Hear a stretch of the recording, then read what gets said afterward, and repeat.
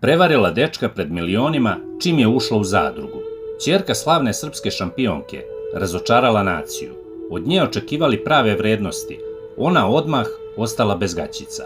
Lea Šekarić, ćerka srpske proslavljene sportistkinje Jasne Šekarić, imala je vrelu akciju sa Radetom Lazićem, iako napolju ima, kako je rekla dečka.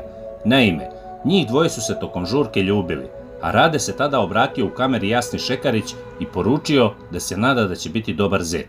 Rade i Lea su čekali da se ugase sva svetla, pa su rano jutros zajedno završili ispod pokrivača. Prvo su se strasno ljubili, a zatim je Lazić skinuo svoje gaće i pokrio se. I Šekarićeva je skinula svoj veš, nakon toga je usledila akcija.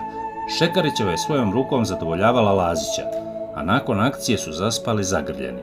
Mnogi su komentarisali da nisu baš očekivali od ćerke vrhunske šampionke takvo slobodno ponašanje.